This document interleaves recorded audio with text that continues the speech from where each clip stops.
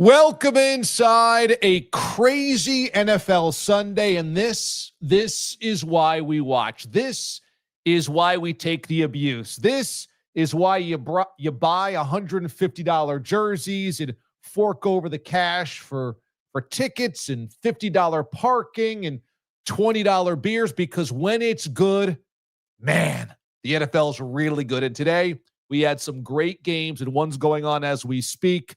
Eagles and Cowboys has been deliriously ridiculous. It's coming down to the final minute. We'll keep you posted on this one as the Cowboys are trying to get into field goal range to win it. It's 21-all right now. We've got Ian Rapoport, who's going to join us, NFL Network Insider. I mean, how great is this show on YouTube every Sunday where we have guests, insiders galore, former athletes, former coaches, broadcasters right here.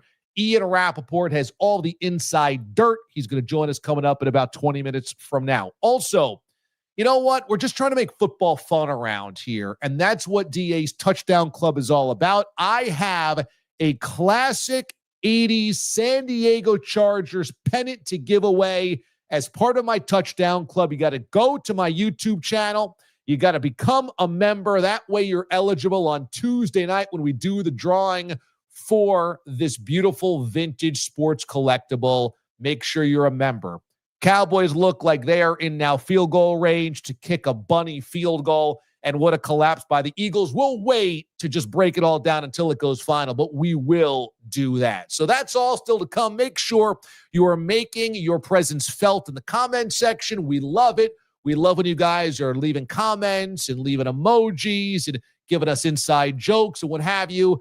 Do it right now in the comment section throughout the show. We'll highlight our favorites coming on a little bit later on in the program. All right, let's get things cooking. It's time for the Furious Five.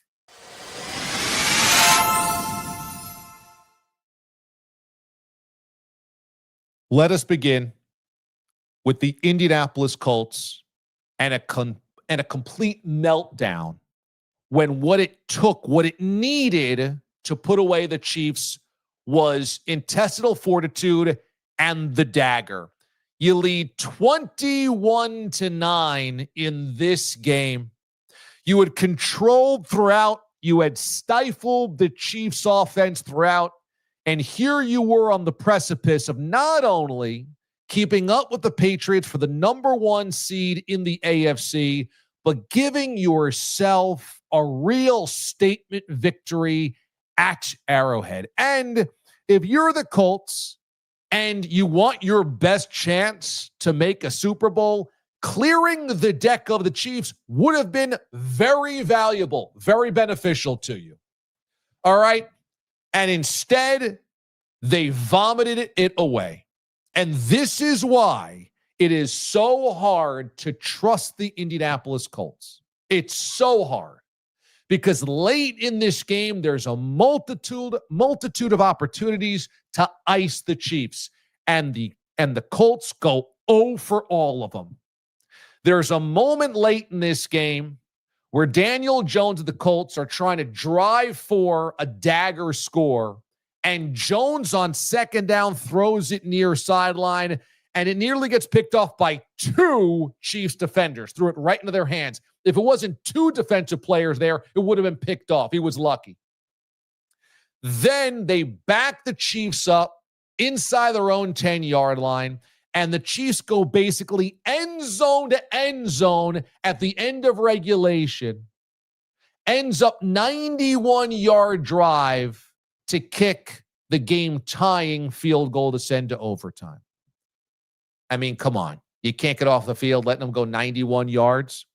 Then, to begin overtime, the Colts get the football first and do nothing with it, allowing the Chiefs the door open to go down the field and win this game.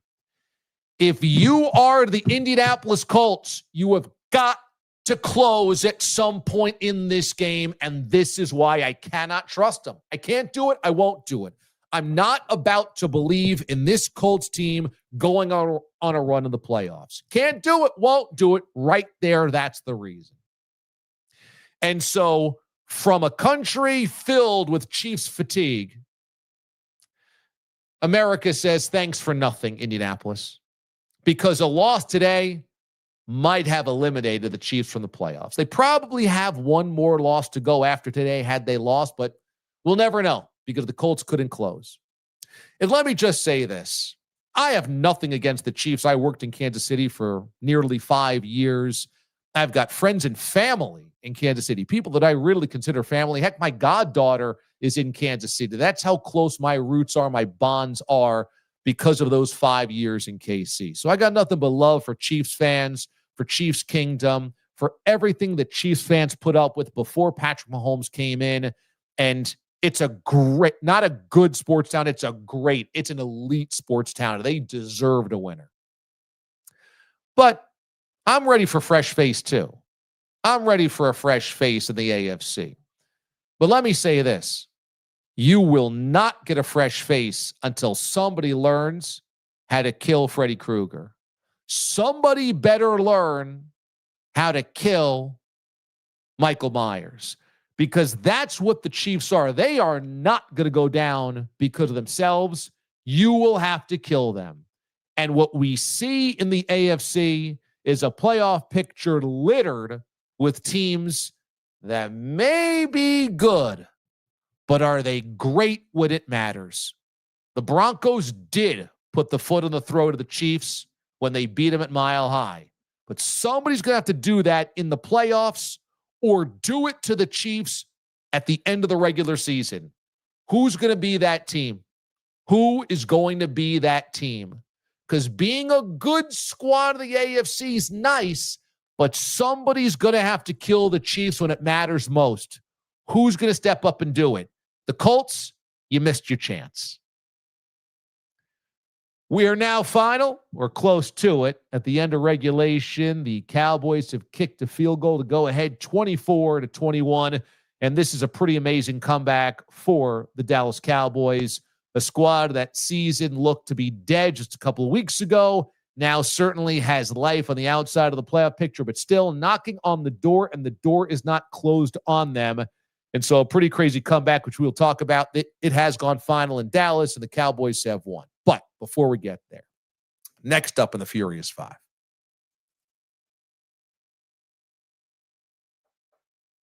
something is wrong with the Lions. Something is wrong. And the Lions found a way to win in overtime today against the Giants. And when push comes to shove in the middle of a playoff race, all that matters is you get the dub. But the Detroit Lions, something's wrong. You come out of a brutal meat grinder of a game last week in Philadelphia, where you go 0 for 5 on fourth down and you just cannot score. You can't break through that glass ceiling. The Eagles are the defending Super Bowl champs. And Dan Campbell said, we're going to be ready. We're going to be excited. We can't wait for it. And then you put together a fizzle of a performance offensively. Today you had the walking wounded coming in. Jackson Dart out. You have, of course, Malik Neighbors out. You have a series of injuries for the Giants. You have their head coach fired. Mike Kafka, interim coach, is in there. It's on your turf, in your building, and you're a 2-touchdown favorite. This should have been a Lions track meet. And instead, Jameis Winston and Wan'Dale Robinson suddenly look like Eli to Odell Beckham in their prime.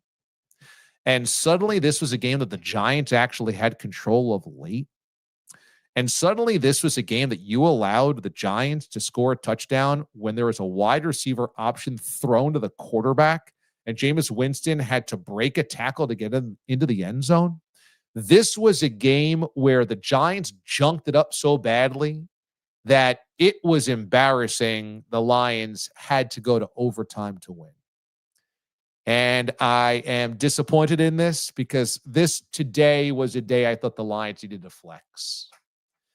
And on a day where Jahmyr Gibbs goes for more than 260 yards from scrimmage, you should not be in a nip and tuck, bite your fingernails game against the 2-win Giants.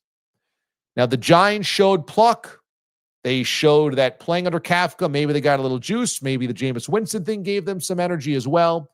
But I don't care. There's no excuse. That's going to be a 2 or 3 win Giants team at the end of the year.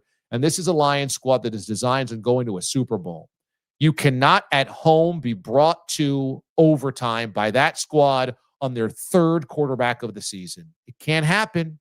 Interim head coach, third quarterback of the season, injuries galore. You cannot be dragged into the mud into an overtime. And I'm disappointed in it because that Lions defense let the Giants hang around, and then take a lead late. This should have been a no contest. And something is wrong. And maybe it's the play calling, which is why Dan Campbell took it over. Maybe it's there's some type of malaise. Maybe there's a hangover from last year. But whatever it is, that Lions team is better than they're showing us. They didn't look good at all on Sunday night against the Chiefs a month and a half ago. They didn't look good at all last week against the Eagles. They didn't look good today for long stretches outside of when Jahmyr Gibbs had the football. Something's wrong, and I don't like it. I don't like it. I don't like the way this sniffs. I don't like the way this smells as we turn the corner and head into Thanksgiving. The Lions have to be better than they showed on tape today against the Giants, even in the win. Next up in the Furious Five.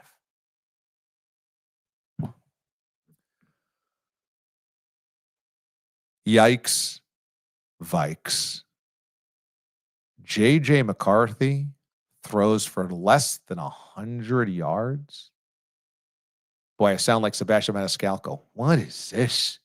He throws for less than 100 yards? I have to believe there's some serious soul searching going on in Minnesota when it comes to the decision at quarterback. We spoke about this with Diana Rossini last week, and Diana had the report, one of the reports, that there was significant interest from the Vikings and Aaron Rodgers in the offseason. I'm going to ask Ian Rapoport of the NFL Network about this coming up in a few minutes. But when you think about it, there were 3 successful quarterbacks that the Vikings didn't get on the hook because of J.J. McCarthy. They let Sam Darnold walk in free agency. They let Daniel Jones walk in free agency, although they gave an offer to Daniel Jones. He chose the Colts instead. And they didn't come to terms with Aaron Rodgers. Clearly, there was something, an impasse there where Rodgers was interested in the Vikings because of the allure of, I'm sure, all of those offensive weapons, maybe playing indoors, maybe playing for Kevin O'Connell, and it didn't come to pass probably because of the loyalty they have to J.J. McCarthy. This feels right now to be very problematic. And I'm not going to sit here and tell you that we are, really midway through his rookie season, because last year he was injured the entire year. He was injured for spells this year, for a stretch this year. So he only has a half dozen starts at this point in time. And the Packers defense is really good. But just the fact that you had those 3 options and you got to this one, and this one's this bad right now, this bad, leaves you wondering. And I think it leaves you wondering even more because McCarthy had such limited pass opportunities in college because of the offense that they played in Michigan.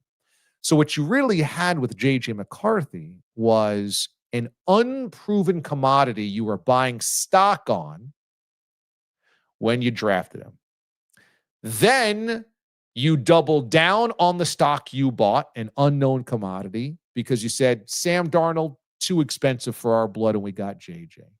And you said about Daniel Jones, we're not going to go all the way to try to get you to stay here because we still have JJ McCarthy. So you have doubled, now tripled down on him. And then you have Aaron Rodgers, who's at least interested. And again, you don't go the full the full Monty to make sure he stays because you have invested in JJ. And my guess is also part of this is the Vikings got to the playoffs last year with Sam Darnold and said, if we have more money because we've got a rookie quarterback on a rookie contract to spread around to more pieces, we can win right now with the valuable asset of a rookie contract at QB. And look, they're nothing right now. They're nothing. They're sinking like a rock, and McCarthy doesn't feel like he's getting better. So today's an eye-opener. Again, Packers defense very good, but for your quarterback to throw for less than 100 yards in a game and knowing the talent that was in your quarterback room or talking to your quarterback's coaches over the last 12 months, that has to feel at least some pangs of a regret or at least questioning, did we make the right decision? Next up in the Furious Five.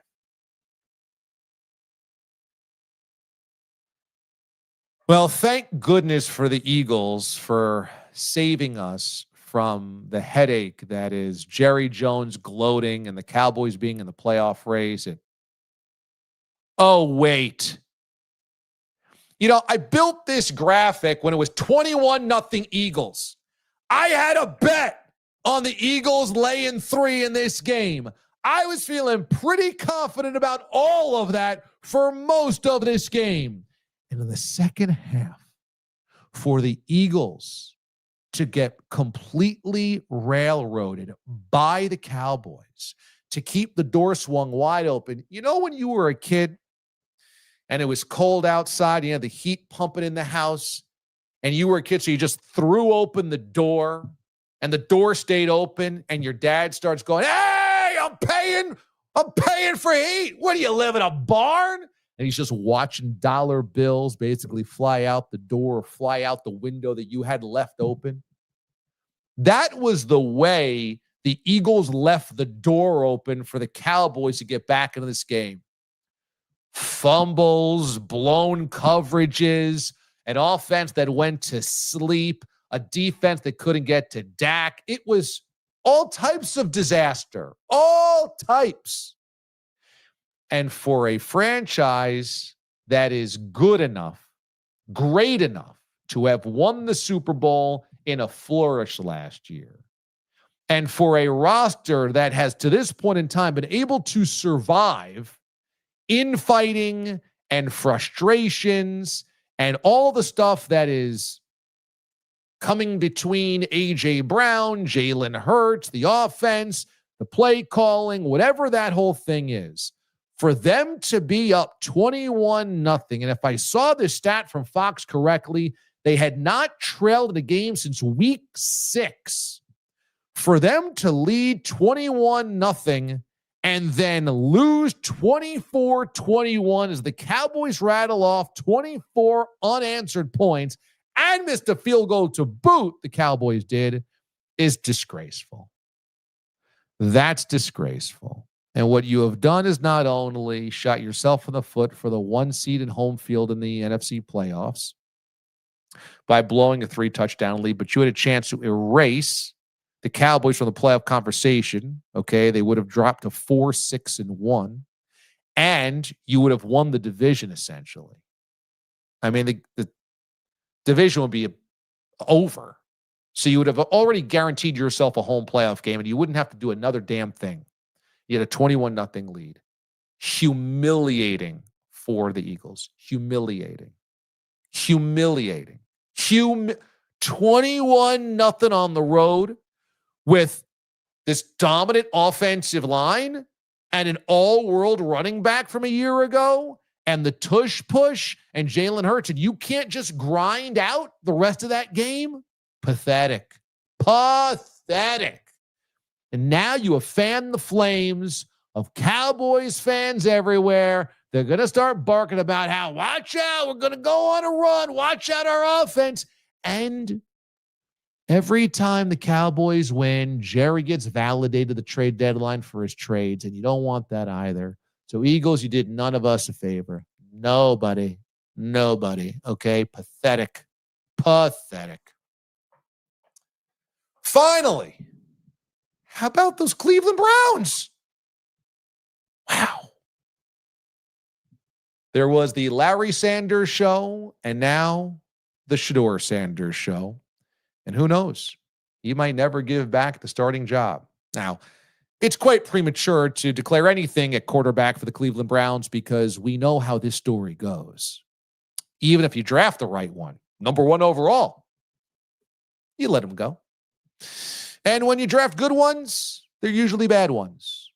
And when you draft ones in the 5th round, you don't even expect them to be anywhere close to decent. So Shedeur getting his first win today might not mean anything because also the competition was perhaps the very worst. The Raiders beat the Titans earlier in the season, but I don't know. I feel like the Raiders are the worst team in football. That being said, Shedeur threw 11 of 20, economical, 209, had a touchdown and a pick. Also scrambled a little bit as well today and, moved around in the pocket fairly decently. This was the story of the Browns defense and the 10 sacks of Geno Smith.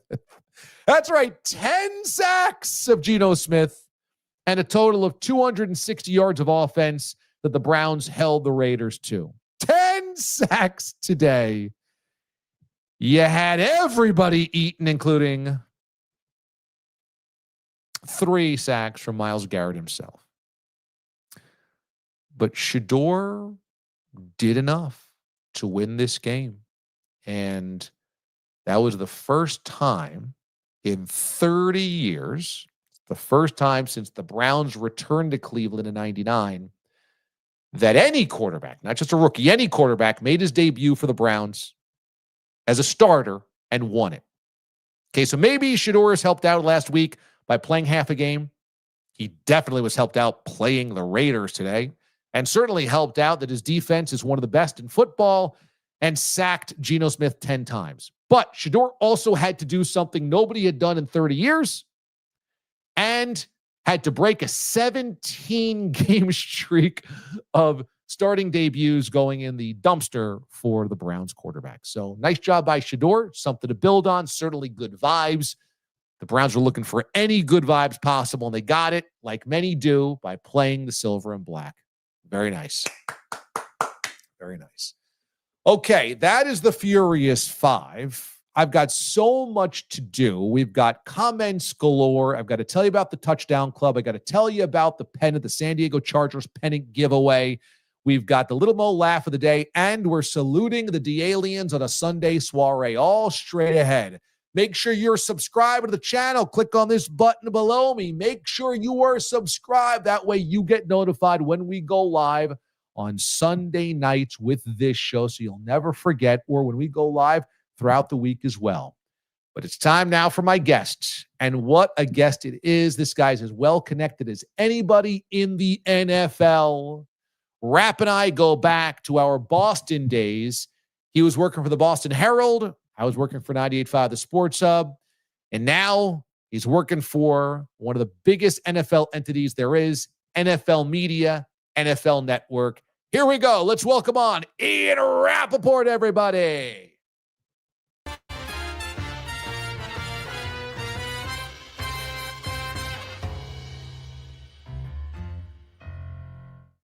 My pleasure to welcome on my friend Ian Rapoport of the NFL Network and NFL Media, senior NFL insider, national NFL insider. Rap, how we doing?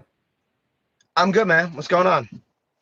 Not much, as always. It's wonderful to see you, wonderful to talk to you. What a crazy early slate of games that we saw on Sunday. The Chiefs find a way to survive, but I want to look at the Indianapolis Colts. Is there reason to doubt that the Colts can make a run in January if you blow a 20-9 lead like they had in the fourth quarter? No, I mean, well, first of all, look, they were facing the Chiefs, and I know the Chiefs' record is what it is, but I still see them, and I still see the same team that's been there, that knows how to win, that knows how to make the clutch plays in the end. I mean, that's calmer than anyone when the game's on the line. So the record of the Chiefs isn't great, but they're still the Chiefs. And so that when you're trying to understand, like, what to make of the Colts loss, that's part of it. The other thing I would say is like we're gonna find out about them because beginning of the year they were rolling. It felt like they were playing downhill. Jonathan Taylor was going off.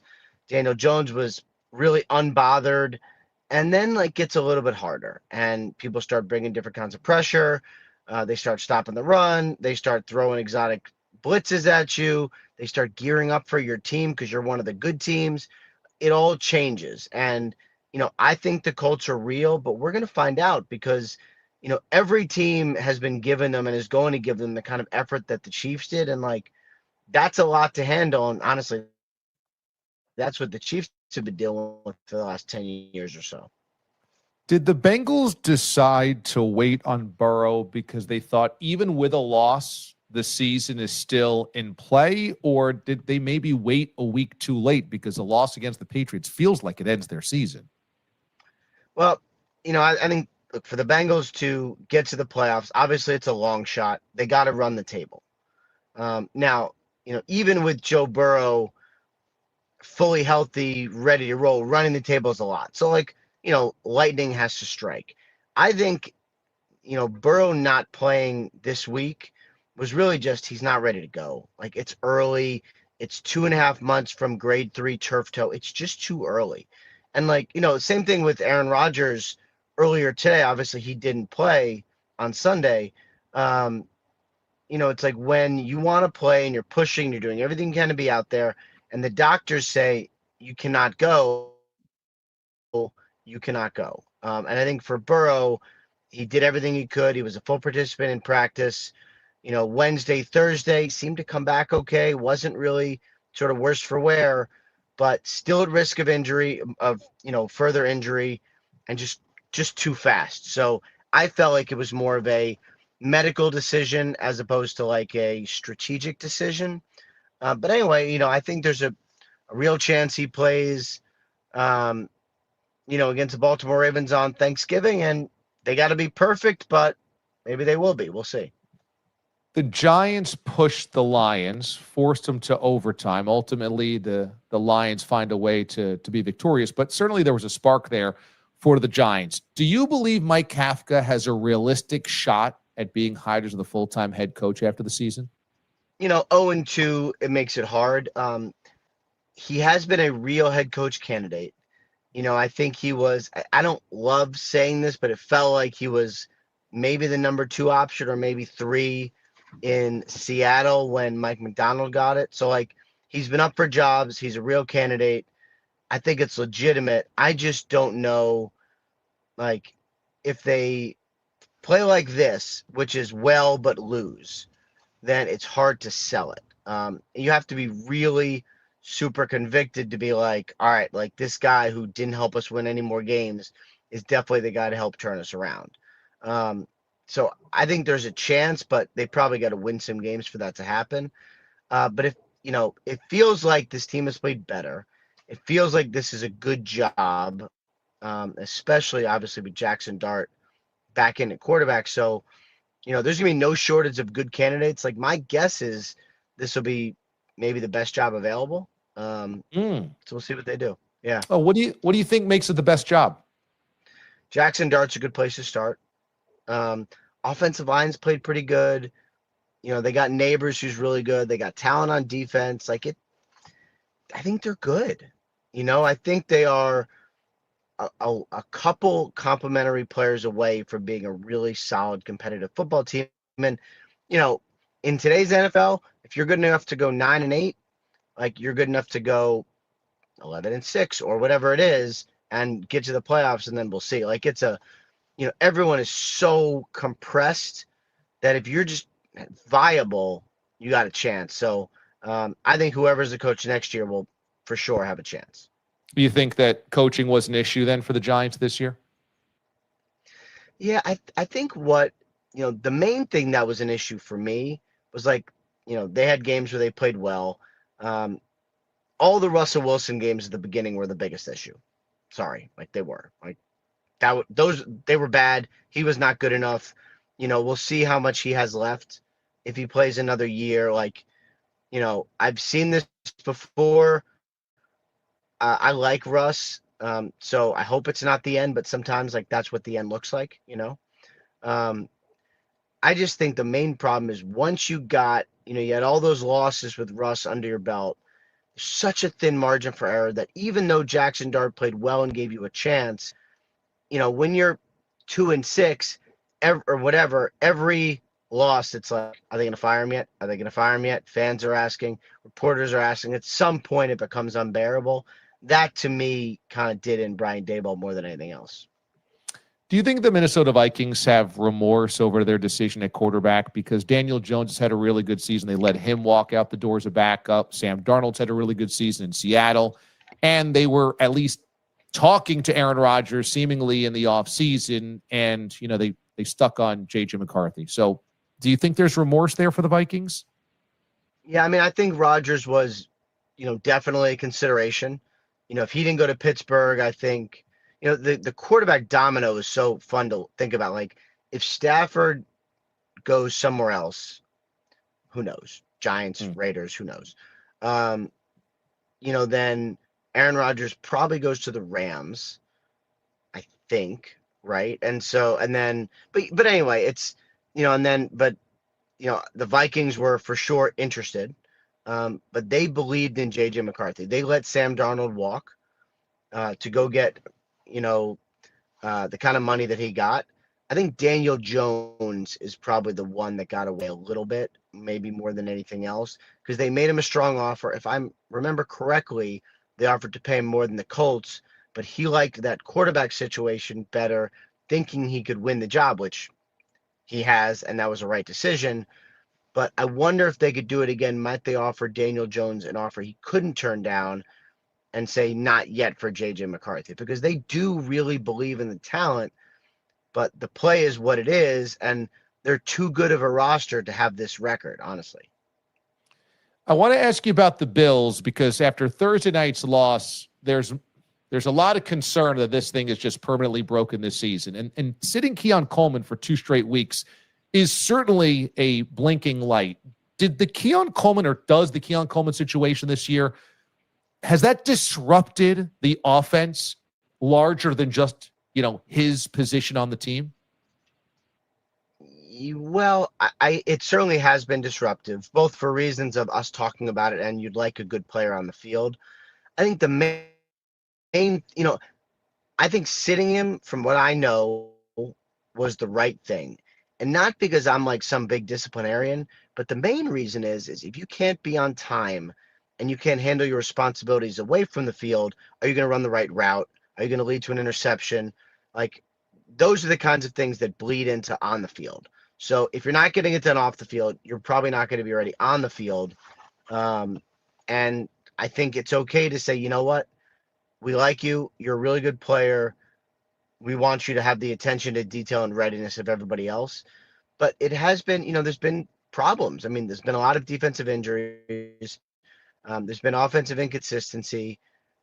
I think they're close to being good enough. They just haven't done it yet. But I definitely don't think if the Bills were in it at the end, I wouldn't be surprised. They are for sure good enough. They've been there before. They know how to get there. I have definitely not given up on them yet. So what is their biggest issue? Because it's a wide open AFC. It does not feel like anybody is going to be that formidable once we get to January. So anybody's tournament. But what's the biggest problem holding back the Bills? I mean, I think the main thing is just being able to clamp down a little bit on defense. Thursday night, I don't want to say it's unfair because it's all fair, but that's the best defense in the NFL. That's the best defense in the NFL. I mean, they went 3-0 with Davis Mills because they have the best defense in the NFL. And so I don't know that what we saw Thursday was emblematic of problems. I think they're pretty close, and clamp down a little bit on defense, get Keon Coleman involved. I think they'll be okay. We know you as an NFL insider. We know you as a guy that's the source of so much information. But I also want to bring up the fact that you are an amazing dresser. I mean, how about this look right here? It is not easy to pull off a teal and, patterned suit with a pink shirt, and you're there with your lovely wife, the Bankstress, who I've met and I know from our days in Boston together. That's a pretty incredible look. And I didn't realize you were such a fashionista. But also, how about this? At the bottom, you'll see what this post was liked by. Mr. Craig Kilborn, Sports Center legend, liked this. And so that's a guy that likes the finer things in life. Rap, this is an amazing thumbs up to you and your fashion sense. Yeah, that was nice. Kilborn and I follow each other on Instagram. I was a fan. Apparently, he's a fan of at least my dressing. Yeah, my suit guy, Rick Soto's the best. Here's what I've found, and this is sort of a good lesson in life for everyone else. It has nothing to do with dressing, is if you have confidence, you can kind of do whatever you want. So I can put together the most ridiculous outfits. And if you kind of wear it right, people are like, all right, I could see it. Hey, I like what you've done here. That's a good lesson for life, because that's really what life is about. Life is mostly about confidence. You're right.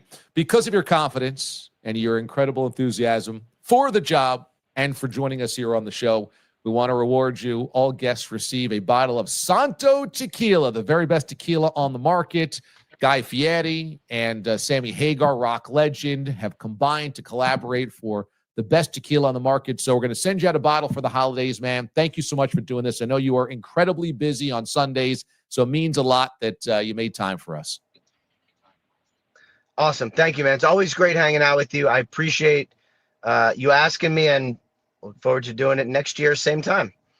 Next year, same time, same bat channel. Let's say goodbye to Ian Rapoport. Thank you, buddy. Appreciate you.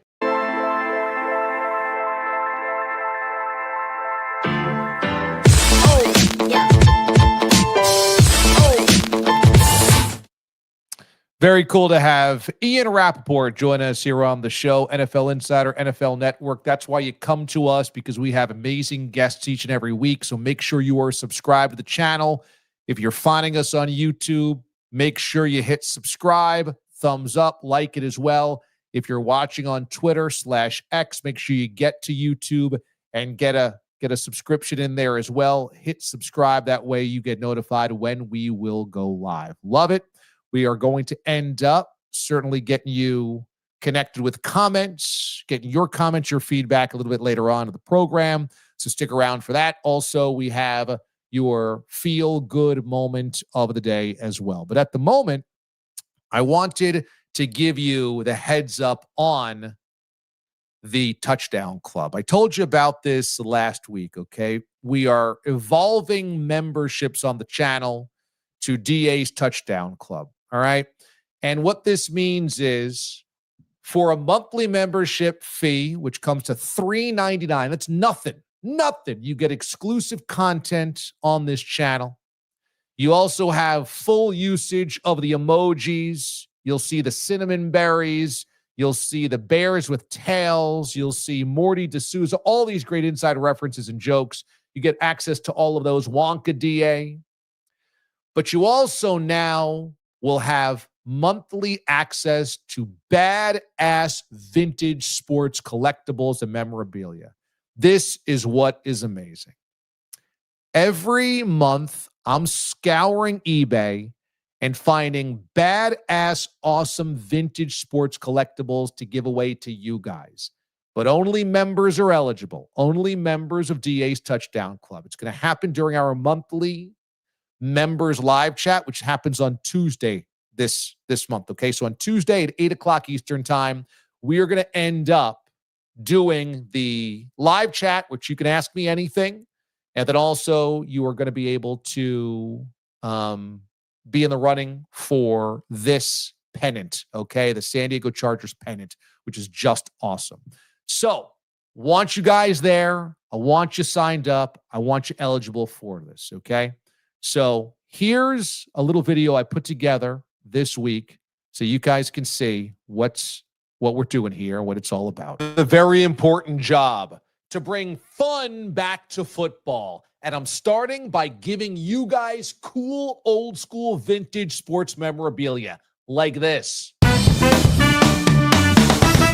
I bought this on eBay. I gave myself a budget of $20 and found an old school Chargers pennant. Perfect condition. DA, I need this for my man cave. How can I win it? Go to my YouTube channel. Look all the way to the right on the toolbar. You will see membership. Click on that button and join. Every month, we're giving away cool vintage sports memorabilia to you, members of DA's Touchdown Club. Dang, this is sweet. I kind of want to keep this. Then watch my members-only live chat on Tuesday, November 25th, for a spin in the randomizer to see which member of DA's Touchdown Club wins it. So what are you waiting for? This thing is amazing. And as a bonus, members also get my top 5 player rankings of this era in Chargers history. Football, but make it fun. That's right. I'm making it fun. We're bringing fun back, okay? And this is what you can win. When I got this in the mail the other day, I was like, how am I going to give this away? San Diego Superchargers. How am I going to give this away? Somebody is going to win this on Tuesday. And this is so clean and so nice. And what you're also going to get, if you're a member of the channel, if you're a member of the Touchdown Club, is exclusive videos about the vintage stuff that I find. And so I'm going to post a video tomorrow ahead of the drawing on Tuesday of my top 5 favorite Chargers of this era. And I can tell you, the easy one would be Dan Fouts. Everybody but Dan Fouts. I'm taking Dan Fouts out of this because, of course, he would be everybody's favorite from this era. They wore this helmet between 74 and 87. 74 to 87. So it's just an amazing era of Chargers football. It says San Diego on it. It's got the yellow face mask. I just love this pennant. And look at how nice and new it is. I would imagine this pennant is from mid-80s. My guess, maybe early 80s. My guess is this is 83, 84, 85, 86, somewhere in there. Okay? And I can tell you it's definitely pre-85 because my cousin had a number of pennants in this design on his wall, and his dad got them for him in the 85 and 86 football season. So this is at least that old, okay? So that's how cool this is, and I highly encourage you to become a member so that you can win this thing because it's just so cool. And if I don't send this out on Wednesday after somebody wins it, I'm going to end up keeping it. So you guys better get it. Somebody better get it. Somebody better win it. And we want you there on Tuesday night, 8 o'clock Eastern time, as we spin the randomizer for that incredible pennant. And by the way that this thing goes is we have 20 Touchdown Club members right now. So I had $20 to spend. If we end up at 30 members, let's say for next month, I got $30 to spend on you guys. If we're at 50 members, I got $50 to spend on you guys. And that might be one awesome thing. It might be 2 or 3 things that I can spread the wealth around a little bit. So we want more members. Spread the love to your friends, to your family, to coworkers, so that you can kind of encourage them. Hey, get in on this because DA's giving away really cool stuff. And I can also tell you, we're going to bring Last Dive Bar into it, give away some merch as well that aren't just vintage, some new stuff as well. So I will keep you guys hooked up, especially around the holidays. All right. So speaking of, I wanted to get a few of the members in here and see what they were doing on a Sunday. And so this was kind of a cool little project we put together today to see what the crew was doing this weekend around the DA-lien universe. And the DA-liens, you guys, are a diverse bunch. You're an eccentric bunch. You're a sports passionate bunch. And how about my man Backwards Brian? Check this out. Backwards Brian hit up Blacksburg, Virginia yesterday to see Canes and Hokies. And this is not a close drive for him. He said this was more than a 5-hour drive. But his mom passed away on Veterans Day. She had season tickets to Hokies games. So him and his dad said, we gotta honor it. So Backwards Brian went out there. So cool. I believe that's a Bass Pro Shops hat, which I absolutely love. I love Bass Pro Shops. That was his seats. They look like great seats. And he also sent me a photo of the urinal. and there is an airport liqueur in airplane, shot in the urinal. So that's just a good day all around, is it not? I mean, not that you're going to pick up that urinal alcohol, but you know what I'm saying. So you got to love it. Backwards Brian, amazing Saturday. It looks like a beautiful day. You got to see perhaps the next or the first of the James Franklin era that hopefully is successful for you. So really cool and really nice to honor your mom, who obviously was a big sports fan as well. How about our guy, Wallace Myers, who's also a member of the DA Touchdown Club here? And you know that because that big orange flaming face is the emoji that you see, the badge that you see in the chat. And if you got that emoji, you've been a member of the channel for 3 months or more. And that is his dog, Ripley. And this is a really cool thing. I mean, you want to know, Wallace is the original member here on the channel. He was patient zero, the first person that signed up. And he's just the best guy. He's just a really good guy and a really good representative for the show. But he was in Austin, Texas, and in Austin, that's where he lives, there's the Empty Bowl Project, where you purchase a handmade bowl and you get it filled with a soup donated from local restaurants, and all proceeds go to Central Texas Food Bank and Meals on Wheels. It was live music, a cool event for a really good cause, and that's the type of guy that Wallace is rather, in Austin. And so big ups, and look at how adorable Ripley is. You got to love it. Another member of DA's Touchdown Club. Love you, dude. Appreciate you, and so glad that you're doing good things. I know so many of the DA-liens do great things around this time of year. And finally, Randy Trask, who is a Hall of Famer, DA-lien Hall of Famer, got his gold jacket back at Bob's Bar over the summer. But here's his day. He's got that Christmas tree set up, okay? And he's got his stepdaughter there as well, and she's underneath the Christmas tree. So you got all this festive vibes going on. And in his living room, I just want to identify a few things because he also identifies them. He says, you switch out the cat. They've got Stormy. I've got Rosie. You see Stormy down there. And the kid, that's Ariana.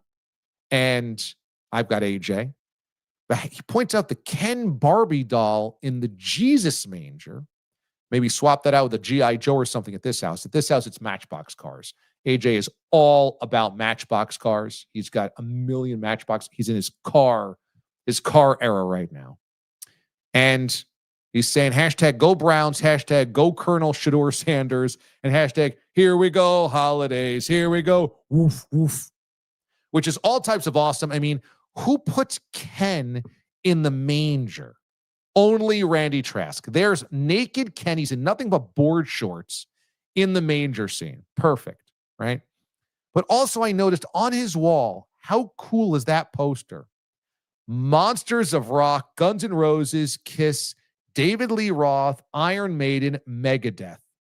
That is an amazing poster, an amazing concert, one of those iconic concerts of the 80s. Monsters of Rock right there. Sometimes you see a classic t-shirt on eBay from the Monsters of Rock tour, but he has that on his wall, and nothing says the holidays quite like a naked Ken the doll and a Monsters of Rock poster. Am I right or am I right? Gotta love it. So thanks all the members of the DA Touchdown Club. Love to see what you guys are up to. And we'll continue to highlight all you guys that are members and DA-liens and subscribers to this channel and regulars, because we love you around here and love getting to know exactly what you're up to. Time now for the beam ups. And so our new executive producer, Ben Spector, has starred his favorite comments tonight. And so, Ben, let's dial up some beam ups this evening. All right, there's the spaceship going up into some type of UFO. We are connecting the mothership and the spaceship, and there you go. Okay, let's get to some of the comments here that Ben has highlighted. What do we got first up? Send them to me. Let me see what we got here. And Randy says, moist. All of us Browns fans had to shower after sweating out that win. Browns fans got the victory. They got Shedeur Sanders a dub, and they got 3 sacks out of Myles Garrett and 10 sacks overall. If you're going to beat the snot out of somebody, do it against the Raiders. Every Browns fan would say this doesn't make up for Red Right 88, but we'll take any dub that we can get Moist and Randy Trask, big-time Browns fans. Congratulations, guys. Nice job by your Brownies. What do we got next? El Capo, something wrong about Dak being the Cowboys' all-time leading passer when he's not even close to being the franchise's best QB. Yeah, I mean, just such an indicator of where the sport is today. I mean, the best quarterback in franchise history is Roger Staubach by a mile. The second best quarterback in franchise history is Troy Aikman. The third best might be Dak, might be Danny White. I guess, I mean, Danny White went to 3 consecutive NFC championship games. Dak's never been to 1. Dak's going to have better numbers. You know, I guess it's kind of a push, but maybe you'd put Romo at 5 then. I don't think you could put Romo higher than Dak. I don't think you could put Romo higher than Danny White. So, yeah, it's just the stats of the day and the era in the NFL. What's next? Matt in Calgary. The Brown jersey with all the quarterback names looked ridiculous 10 years ago. Never mind now. Yeah, no kidding. If you still are keeping all of the starting quarterbacks' names on the back of that Browns jersey on a display, that looks like the Dead Sea Scrolls now on the back of that jersey. Add Sanders to it. Next up, Moist says since the Browns' expansion, they've not had as many starting quarterbacks as presidents in the entire history of the USA. That's a really good running tally. Who's had better numbers? Total presidents in 250 years or starting quarterbacks in 26? Next up. Wallace, everyone wanted the Colts to knock out the Chiefs. Now the Chiefs are the breath of life. Oofa. Everybody was rooting for the Colts today, but this is why you can't trust the Colts, because they could not close.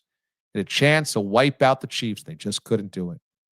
Matt says the Colts could have put the foot on the throat to the Chiefs, and I wish I could blame the refs. Yeah, right. Everybody always blames the refs for being cozy with the Chiefs.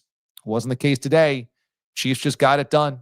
And I'll tell you what's going to be super painful is when the Chiefs are the final team in the playoffs and they end up knocking out the Colts, right? Then you'll see. Then you'll rue the day that you let them have that breath of life, because they're coming for everybody now, including you, Colts.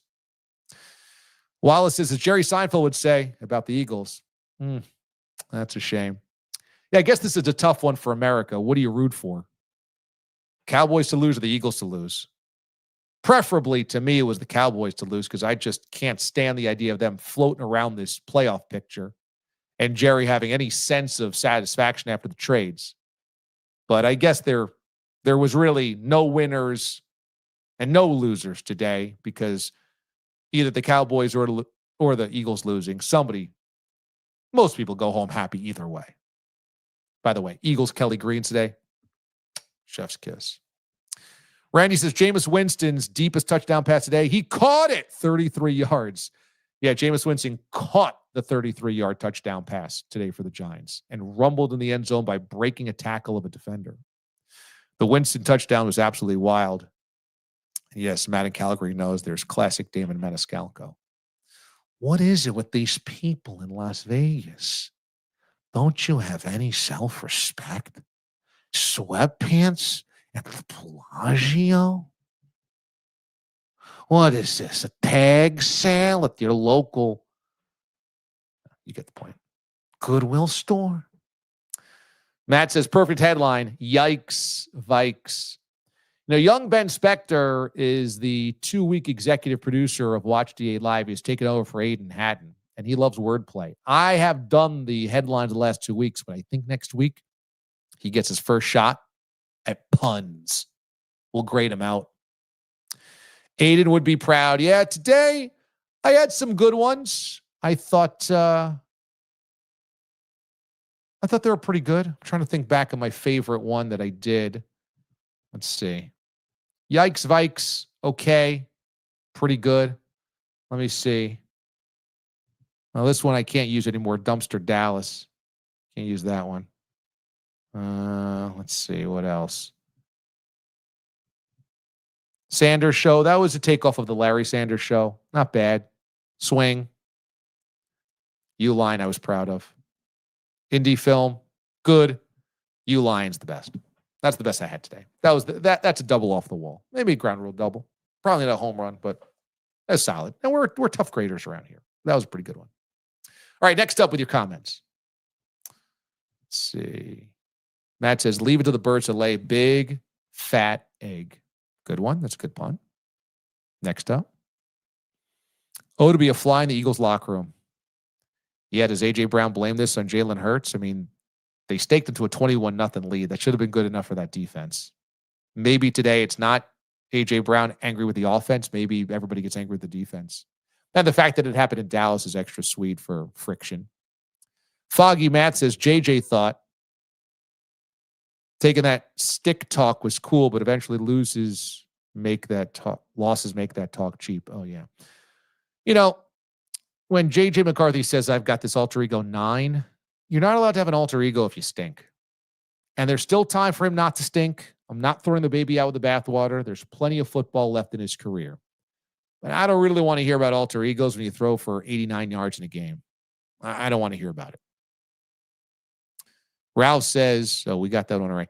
Matt says, Garrett's getting the Defensive Player of the Year award. Yeah, no doubt. Not only is he getting the Defensive Player of the Year award, the question is whether he has the all-time single-season sack record, which seems likely considering he's got a 17-game schedule. And Strahan said that it's 16.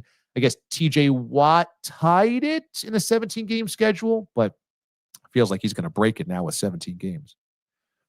Geno Smith, every time he saw Myles Garrett, oh, my God. Could you imagine seeing that barreling down on you again? Ah! Me so scared. That win certainly opens the Shedeur to another start. Very nice, Wallace. There we go. All these puns. I bet Dion crying happy tears now.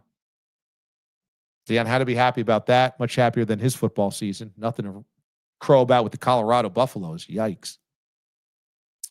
Love how DA adds fashion icon to Rap's rap sheet. Well, he pulled off that suit, and when Craig Kilborn says, you did well, then you really did well. Because Kilborn, I think, wakes up in a suit. I think he sleeps in like a smoking jacket. Very formal. They have potential, but the Giants' health worries me moving forward. Yeah, I mean, the Scadaboo injury, obviously. Jackson Dart's multiple head injuries. Malik Neighbors injured for the entire season. Abdul Carter needs to make a bigger name for himself. Kayvon Thibodeau, all those guys. Brian Burns had a very good season, but for the nucleus of young guys that they have, you're right. They got to stay on the football field. And Randy, Matt Carberry, I'm pretty sure we all need to be drinking shots of Santo Tequila for one of these up-and-coming live DA shows. Kristen can too again. That's right. Kristen had the baby boy in Buffalo a couple of months ago. I think that was October. Early October, maybe? Yeah. So maybe a month ago. So at some point in time, she's going to have to get back on the horse and maybe share with us what craft beer she's drinking, because she loves her craft beers. All right, and we'll take two more here. Shout out to all the Matts in the chat. A lot of Matts today. Very nice. The Matts were excellent. And Randy says Matts were everywhere back in the 80s. Matt C, place Matt, door Matt, wrestling Matts. LOL. Reminds me of grade school where every year in my class was Matt A, Matt B, and me, Matt C. A lot of people like naming kids Matthew in the 80s. Yeah, we had a lot of Matts in my grade school years as well. A lot of Matts. Big time Matt era back then. Big time Matt era. Okay, we're going to wrap up tonight's show, as always, with your Little Mo laugh of the day. So let's cue the Little Mo open here, and it's so cool that Little Mo is still highlighted in the Baltimore end zone. You saw that today in Baltimore as they took on the Jets. M.O. is in that end zone. This is from our friend Pat Leonard. Now, Pat is a NFL insider for the New York Daily News, and Pat was covering Giants and Lions today in Detroit, and there was a Corgi Cup. How about this? The Corgi Cup halftime show, and as he posts on his Twitter, look at the photo finish. As Pat Leonard said, absolutely electric. Now, look at the Corgis that were competing. Aggie, Callie, Cannoli, CJ, Finn, Grizzly, Helen, Lumix, Martini, Oscar, Sadie Mae, and Tito. Now, he rolled with Martini, but looks like Grizzly took home the Corgi Cup. Again, photo finish. They rewound it a couple times to make sure who crossed the plane of the end zone first. But indeed, it was Grizzly. And all these Corgis seem to have their own Twitter handles. So that's exciting for everybody. Good thing Detroit got a win. It'd be terrible if Grizzly the Corgi was the highlight of everybody's day at Ford Field today. All right, that's going to do it for us this evening here on the show. Thanks to Ian Rapoport for dropping on by. Thanks to Ben Spector, Inspector Gadget. Ben Spector Gadget to you, friends. And next week, we're going to have Ben on camera. They're going to play a few games with him, okay? So get ready for that. Every week we do this. Make sure you're subscribed. Click on this button below me so you get notified when we go live. And become a member of DA's Touchdown Club so that you can win this on Tuesday night. Oh, God, this looks so good. Does it not? Oh, my God. So crisp. So nice. And by the way, I don't know if you can see this. There is no thumbtack holes in it. None. So I found a good one for you guys. It's the perfect way to kick off things San Diego Supercharger style. We're going to see you on Tuesday at 8 o'clock Eastern time for Ask DA Anything. Full show. You can ask any questions you want, career, industry, history, personal, anything that you want. And somebody's winning this beautiful pennant with the randomizer. All right? That's going to do it for us tonight here on the show. As always, be good. Be good to one another. Love you, little Mo. We'll talk to all you guys here on Sunday night next week. Also, I'll see you tomorrow morning on DA and Babs, Mad Dog Sports Radio, Channel 82 on Sirius XM. All right. See you later, everybody. Cue the music.